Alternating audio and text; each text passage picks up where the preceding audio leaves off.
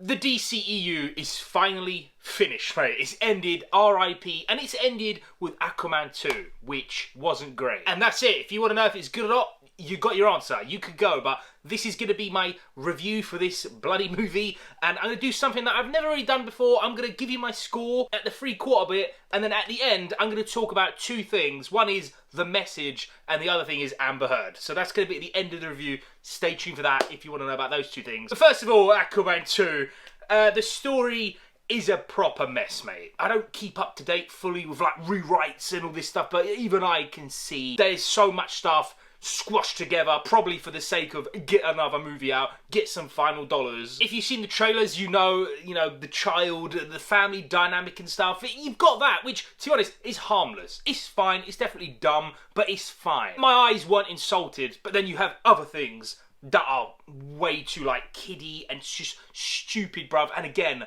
the message, which I'm stealing that from the Critical Drinker. Hey, I'll big up him. He's gonna have a bloody field day with this movie, mate. Again, we'll talk about that at the end. It just weren't great. And that's it, man. Just bland, boring. It wasn't great. Some stuff was fine. However, this movie wasn't total trash. I'm going to talk about some good things. Best thing in the entire movie, by far, for me, was Black Manta.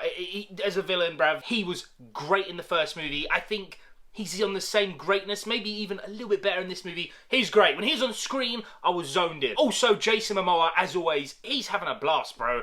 He's just playing himself. He's great. He's great. There are some like mega cheesy bits, which you could tell. Don't think even he wanted to do these scenes, but you know, he's got to do them. And when he's with Ocean Master, again, that's not a spoiler, it's all over the trailers. That like weird family dynamic is actually pretty good as well. I was like chuckling in the movie theater. It was alright. And some fights were kind of cool to see. Again, and that's about it for the positives. So we're going to go on to like some mixed negative stuff now. First of all, the CGI is 50-50. Sometimes it looks well good, and there's so much CGI obviously in this movie, and sometimes it looks unfinished. Like they were just like, you know what, this is the last DCEU movie, F it, ship it out, who cares? People complaining about The Flash, wait until you see some of the scenes in here, mate. And again, it was so kiddie, but like not insulting, just dumb. It was just dumb. It's got so many dumb moments in it. Felt myself like looking blankly at the screen, like zoning out a little bit, just, I don't know, it's got that weird thing and I can't really explain what it is, but it felt boring, unfinished, a mess in the story department. Some of the CG again wasn't finished, and there's a lot of stuff that I'm going to talk about after the score which just put me in, not the bin, but I was like reaching in the bin to climb in. Do you know what I mean? So we'll talk about that at the end. I gave the first movie 7 out of 10. For me, that's very good. 5 out of 10 is dead average. Didn't love it, didn't hate it, and I'll probably never see it again. So I really liked Aquaman 1, genuinely. This was so disappointing, bruv. It was rushed, sloppy, all of the above. You know what you're getting, bruv. You're gonna really understand how they've manipulated this goddamn film when I talk about the end, but that's how I feel about this movie. Extremely disappointed, especially, I'm being extra harsh, because this is the final DCEU movie. They're going out like this. Even the post-credit scene sucked proper, mate. It's not looking good. My feelings are hurt. Let's just say that, and I'm gonna give Aquaman 2 3.5 nerds out of 10.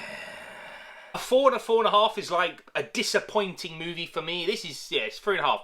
I'm starting to get in the bin of sadness. Do you know what I'm saying? So now, this is your spoiler-ish warning on the screen. I'm going to talk about those two things. So if you're happy with that, you can bounce. First of all, the message, mate. Again, big up Critical Drinker. Now, I understand climate change is a real thing. I'm not that person that don't believe in all that stuff, mate. But damn, boy. Climate change, the movie. That is this movie. There's some stuff that is rammed in your face, fam. Me personally, I'm fine with seeing a lot of like stuff that a lot of people find annoying, insulting, just get it off the screen. I don't really care about that stuff. It is what it is, man. It doesn't harm the movie. I'm cool. For the first time of doing YouTube, this has actually hurt my score of Aquaman 2 because it is way too much. I'm not saying climate change ain't real. I know it's real. I'm not fucking stupid. But damn, I don't need Aquaman 2 to ram it down my goddamn throat. So that's the first thing.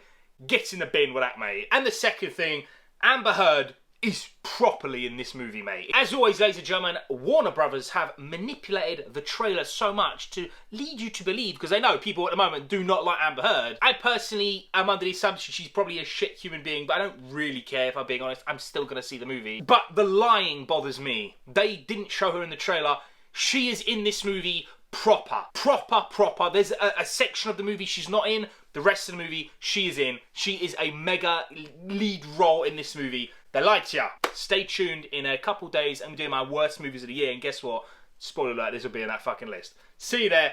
Thanks for watching. Peace.